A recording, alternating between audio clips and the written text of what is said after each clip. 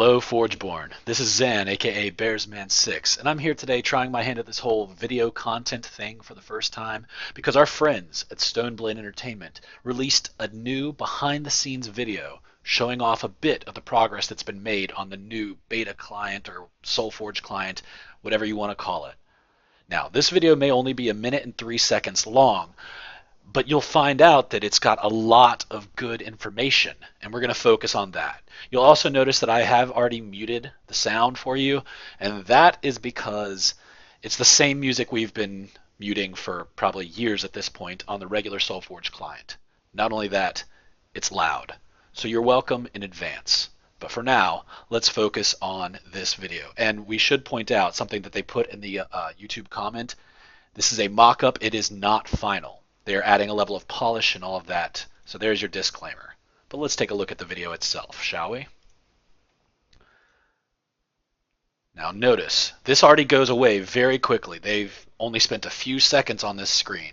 But I'm going to pause it here so that we can take a moment and appreciate what they're showing us here. If you aren't familiar, this is basically the redone version of the client that we're familiar with. If you see all the buttons here on the left-hand side and the stuff that adds up to the right-hand side over here, this is the new version of that. You've got your play button front and center, well, not center, but at the top of the screen and centered. You've got your campaign and tournaments. You've got your collection buttons. These are all the buttons that are on the typical screen now, but they take up a lot less room. They have little icons to go along with them. Play is obviously much more noticeable. And you'll notice that the store and the buy gold over here offer, again, an easier way to navigate. There's also this home button, which makes me think that this top navigation ring, or this bar, is going to be accessible from many of the places. Now, again, if we compare it to this format, these buttons take up a lot of real estate, and as soon as you click on something, all you have left is this right-hand side column that needs a lot more space as well to function. This option, on the other hand, takes up much less space, and you can do more down with the bottom, let's say, 3/4 of the screen than you could with basically just the same amount of space without having the whole left-hand side. If we look also up here at the other things that are displayed, they've streamlined the whole bottom of the screen. Now your account name would be here, to the left under the home. You could log in and switch users right beside that. That makes sense. And instead of having your account name down here as it was in the lower left and your login, log out buttons up here in the upper right, that was not logical. But at the same time, you still have your displays for now. Tickets are added to silver and gold.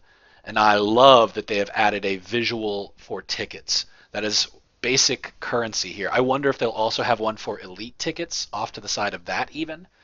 But it's something that we don't know. Are elite tickets going to still exist? How is that going to happen?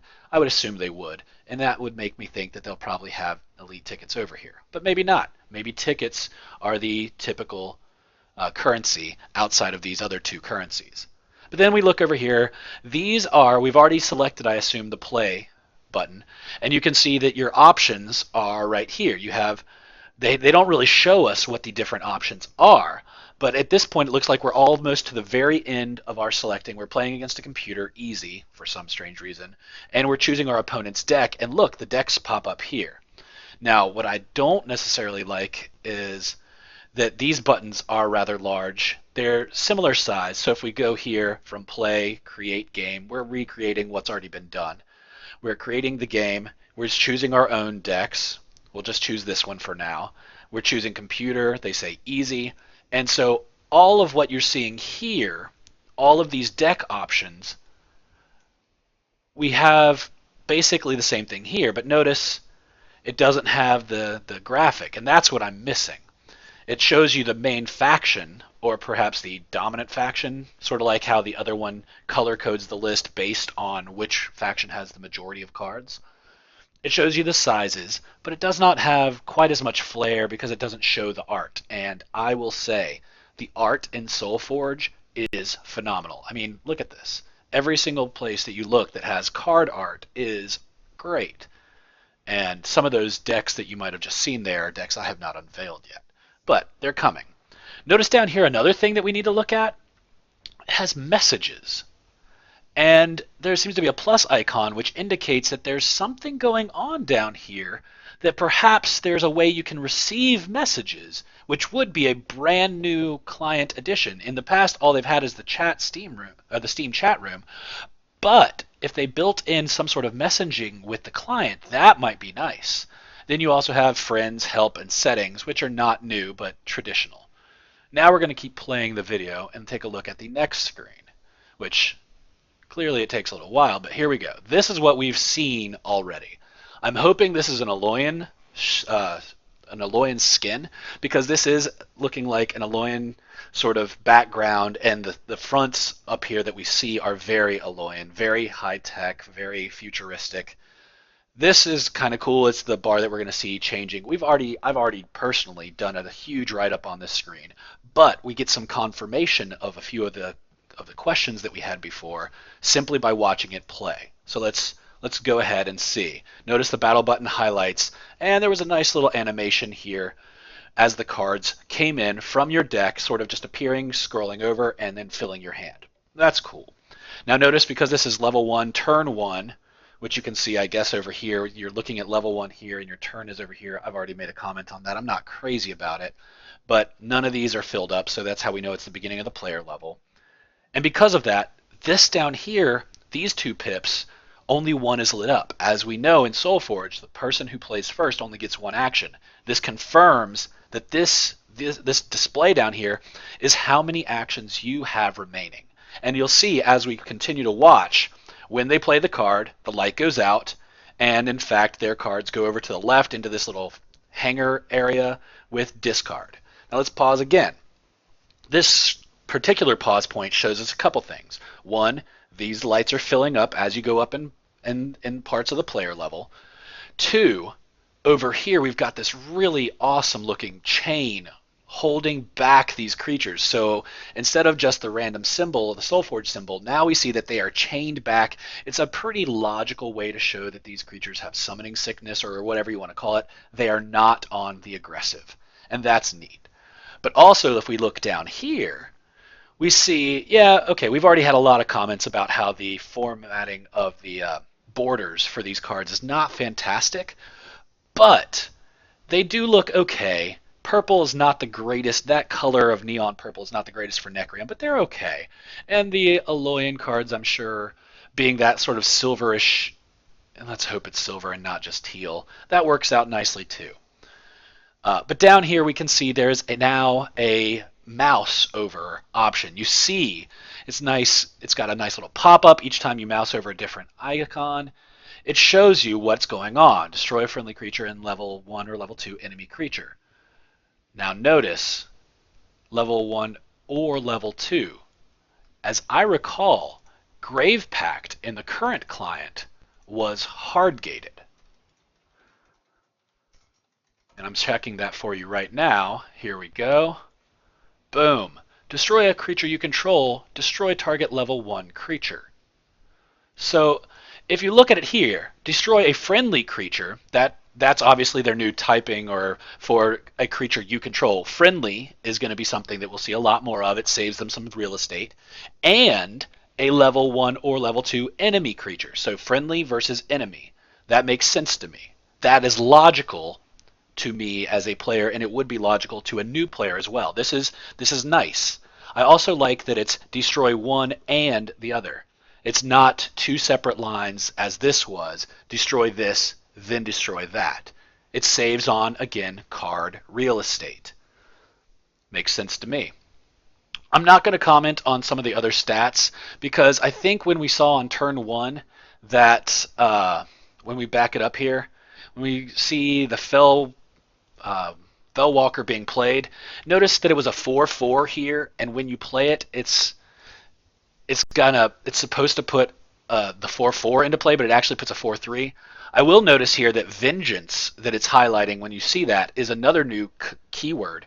And that Vengeance, I suppose, is going to be the thing that replaces when this dies.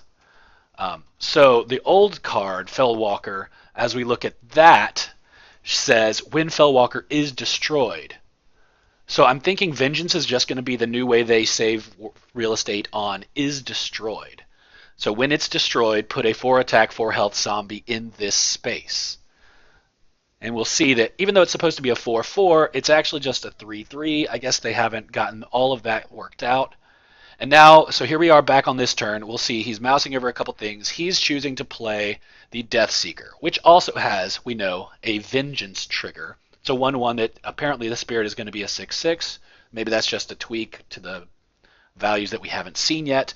But as he plays this this Deathseeker, notice the Deathseeker pops up. The level 2 shows here. We can see the spirit in level 2 is going to be a 9/9, and it goes away. And the pip down here, the first play of the turn, empties. And we can see that he's now got 1 play left. I'm in love with this feature. I like that they've added it, and it's something that's very necessary. I also like that it's got so much room to grow over here that you could potentially have 5, 6, however many, and after that point you're just going to have a lot. But you can see how many plays you have remaining. I sometimes wonder if they will color code them based on like a Tempe's spell would be red. The default, I guess, would be this orangish. A Utera, like if you have, say, the Bramblewood Tracker out, which only allows you to play a Utera creature, I wonder if that would color it as a green pip over here, or something like that. That might be interesting. But regardless, notice that we get this locked up Deathseeker, and then we've got 1 play left, so he's going to play this Corpse Crawler, which will destroy our friendly Fellwalker, or Deathseeker. I don't know why I keep saying that. Putting now notice it's only a 5/5, but somehow, apparently, the Fellwalker, the Corpse Crawler grew to an 8/9. And I'm not sure how that happens, because when we look at it here, it's definitely still a 7/8, and it doesn't say anything about on the card when it eats something that it grows. I don't know if that's just something that they're tweaking or it's something that hasn't happened, because it definitely does get the stat increase before it eats the Deathseeker. So maybe that's just some glitch, something they haven't worked out yet. Regardless, it's interesting to look at. And now this is only a 5/5 instead of the 6/6 as advertised, whatever. Notice that when it died, it had this really cool breaking effect, like a shattered pane of glass. Here we go. Now we're seeing these are a Loyan deck against a Uteran deck.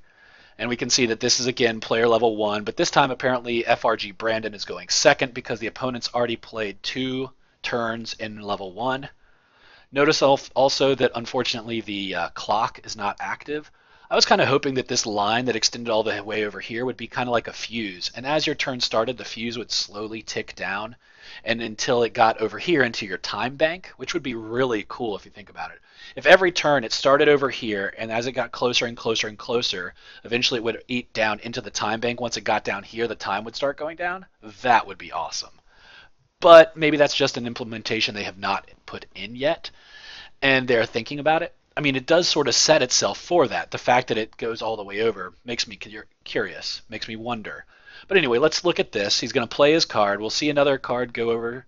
There he goes. And look at this. When you hit, the cards go towards, and you can see the damage done to it. In this case, the fire here left by the brawler is red. And the leaves over here from whichever card that is, I never play him. He's one of the life gain guys. He's Uteran, so he is green. He's got green leaves. That is kind of neat. I like the animation. Here's again that shattering glass to show that both creatures die. Here is again that animation because the the Guardian over here takes damage from the Savant, and it was red, and so it keeps going. That is pretty cool to me, I think. And notice new cards come in from this side, old cards go out into the hanger over there. It looks, I mean, it works. It's a little strange, and I really dislike this whole left-hand side over here because even when I'm trying to talk about things, I never want to look all the way over here. Also notice that the mini log does not seem to be functioning yet, and that's okay. Hopefully they'll get that to work. Hopefully that will be, I guess, sort of like the Hearthstone mini log. That'd be fine. Does it need to be here? Could it save us some space and maybe put it down here around the hand and clip off this whole left-hand inch of the screen so we can have more space for the cards? Please, please do that.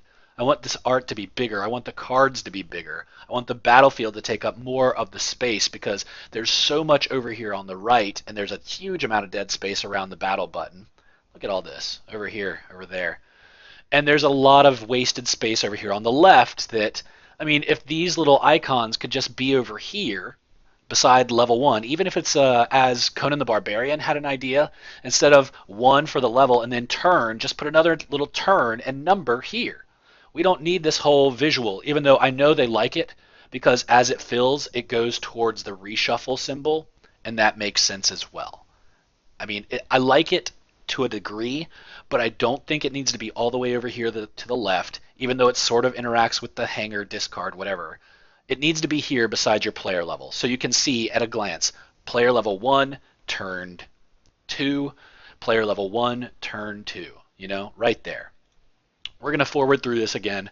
We're going to see some more interactions with cards. Notice the really cool damage effects and the explosions. And that's realistically what we've got to work with here. That is what they show us. And that is all I've really got to say. So notice this video is unlisted. So if you want to see it for yourself, here's your link. But for now, that's all I've got to say about it. I hope you get as much out of it as I did. Later.